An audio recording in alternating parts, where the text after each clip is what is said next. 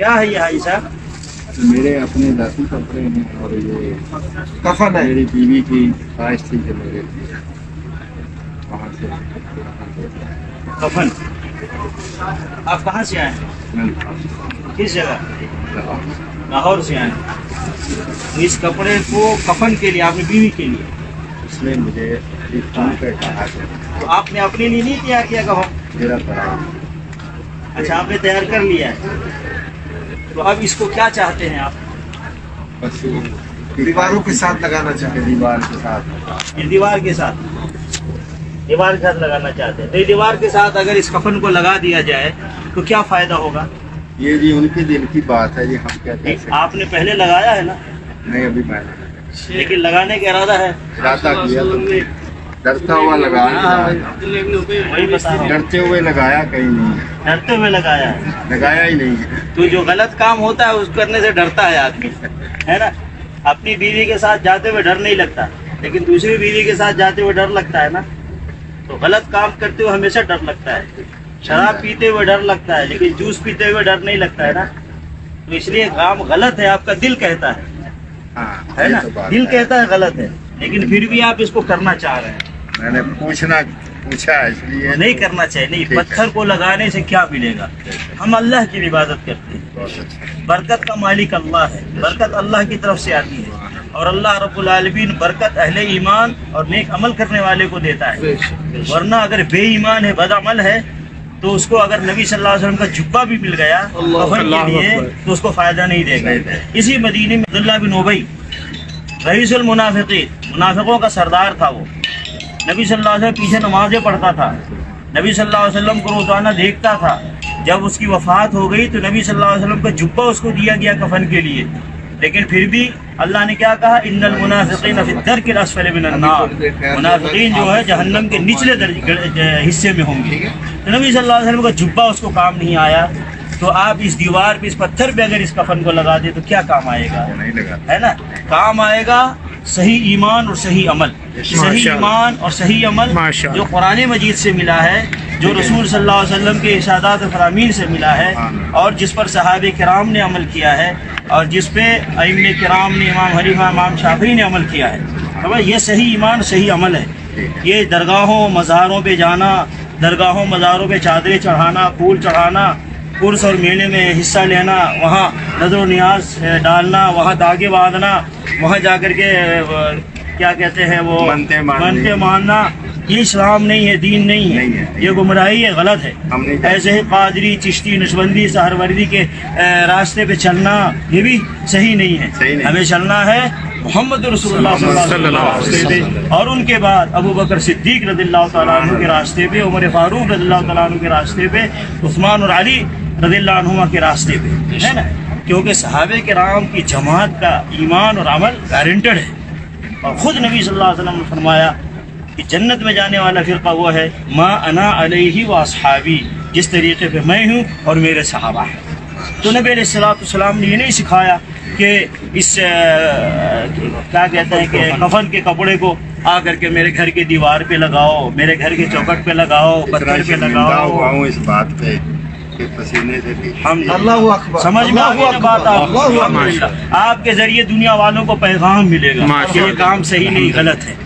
جب نبی صلی اللہ علیہ وسلم کے اس مسجد میں اس پتھر پہ لگانے سے کوئی فائدہ نہیں ہے، تو درگاہوں مزاروں کے دیواروں اور پتھروں پہ کچھ لگانے سے کیا ہوگا؟ سمجھ آ گئی. یہ کام نہیں کرنا. بیوی کو بھی سمجھا سمجھا دیں. یہ دیکھیے عید میلاد النبی منانے کے ثبوت میں کتاب لکھ دیا، اور میں پڑھا ہوں. دلیل کچھ ہے، نتیجہ کچھ ہے.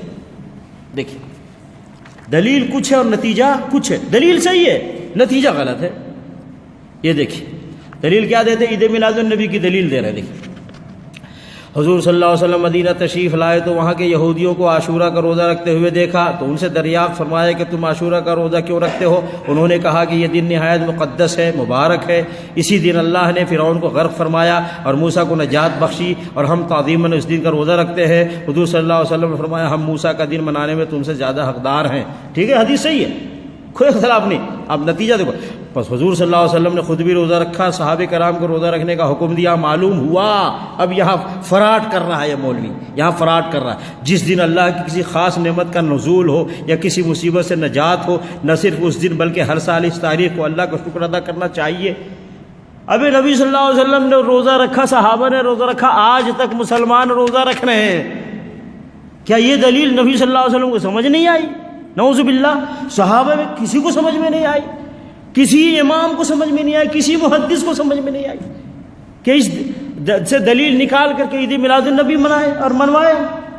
دیکھ رہے ہیں اس طرح دھوکہ دیتے ہیں، کہتے ہیں جی ہمارے امام کے پاس بھی دلیل ہے، یہ ایک دلیل ہے نا۔ اور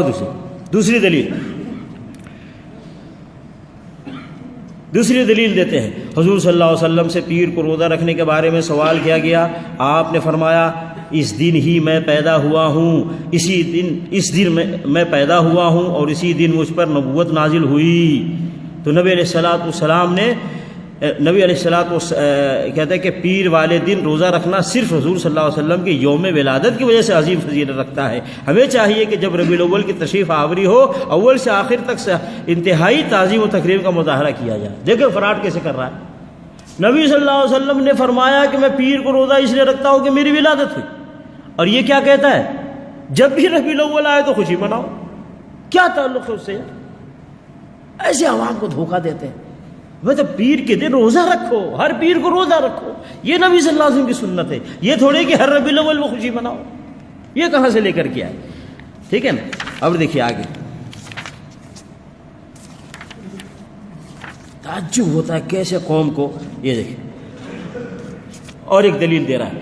ابو لہب کی آزاد کردہ لونڈی سویبہ جس نے نبی صلی اللہ علیہ وسلم کو دودھ پلایا تھا، نبی صلی اللہ علیہ وسلم کی ولادت باسعادت کی ابو لہب کو جب خوشخبری سنائی تو اس نے سویبہ کو آزاد کر دیا۔ جب ابو لہب مر گیا تو کسی نے اس کو خواب میں دیکھا، پوچھا کیا گزری؟ ابو لہب نے کہا آگ میں جل رہا ہوں، ہاں اتنی بات ضرور ہے کہ ہر پیر کی رات مجھ سے عذاب ہلکا کیا جاتا ہے اور ابہام و سبابہ کے درمیانی کی مقدار مجھے پانی مل جاتا ہے جسے میں انگلیوں سے چوس لیتا ہوں۔ یہ اس لیے کہ میں نے حضرت کی ولادت کی خوشی میں اپنی لونڈی سویبہ کو آزاد کر دیا تھا، اس نے آپ کو دودھ پلایا تھا۔ ابھی تو اس کی کیا ربیع الاول سے کیا تعلق ہے؟